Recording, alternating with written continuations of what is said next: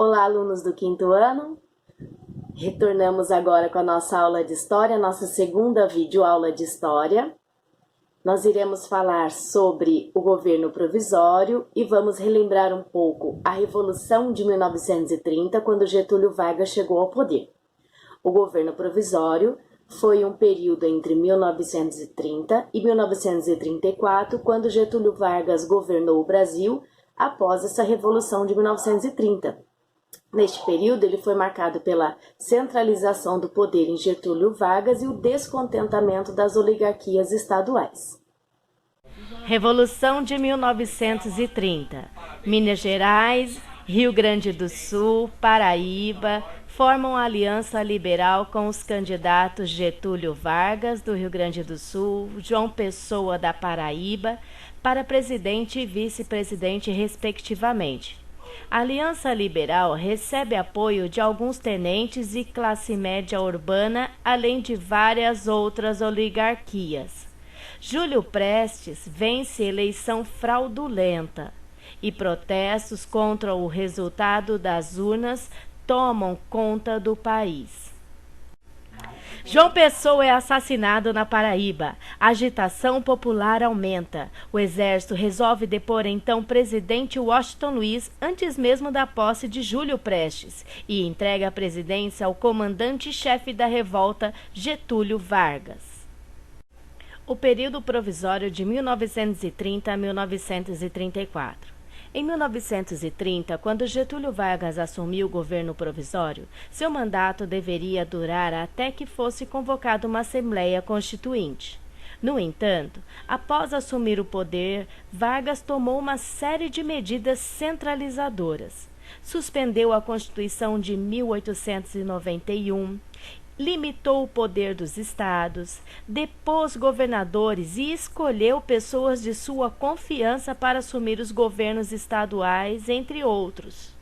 Essas ações desagradaram a grande parte da população brasileira, especialmente aos políticos paulistas, que desejavam maior participação política e passaram a cobrar a elaboração de uma nova Constituição.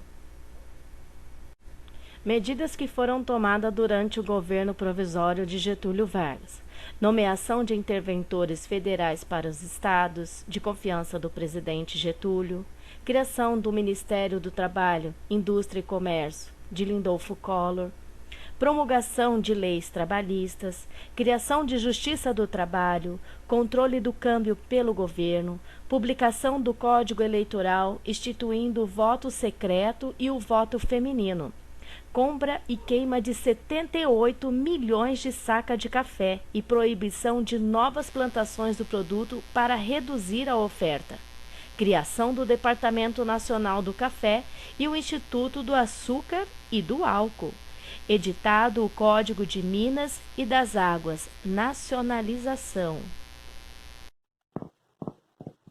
Então, em resposta às medidas tomadas por Vargas, em julho de 1932, teve início em São Paulo um movimento denominado Revolução Constitucionalista, que tinha como principais objetivos destituir Getúlio Vargas do poder e criar uma nova revolução.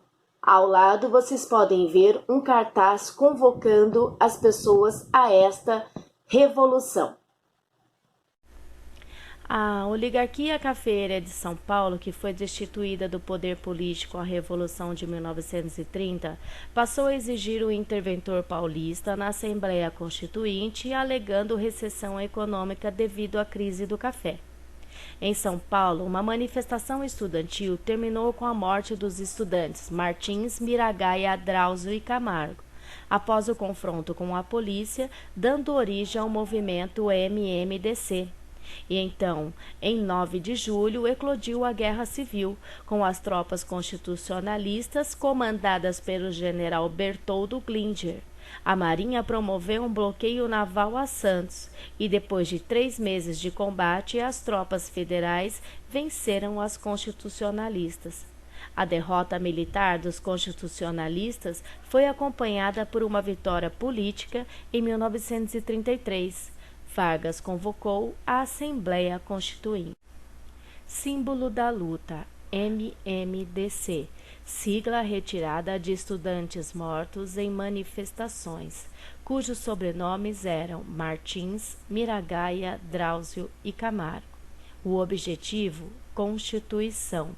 O resultado, vitória militar de Vargas e convocação de eleições para a Assembleia Nacional Constituinte em 1933. A disputa entre paulistas e as tropas do governo federal durou aproximadamente 3 meses e resultou em muitas mortes. O conflito terminou com a derrota dos paulistas no campo de batalha, mas com uma vitória política importante. No ano seguinte, o presidente Vargas convocou eleições para a Assembleia Constituinte, que elaborou a terceira Constituição do país. Gostaram de conhecer sobre a Revolução de 1932, a Revolução de 1930, os direitos e deveres dos cidadãos pela Constituição de 1934? Então vocês vão estudar agora em casa mais um pouquinho, fazer quais foram as medidas tomadas por Getúlio Vargas ao assumir o poder. Vão pesquisar também sobre a Revolução Constitucionalista e vão fazer tudo no seu caderno, está bem? Então até a próxima aula, deixe seu like no final desse vídeo e até a próxima aula.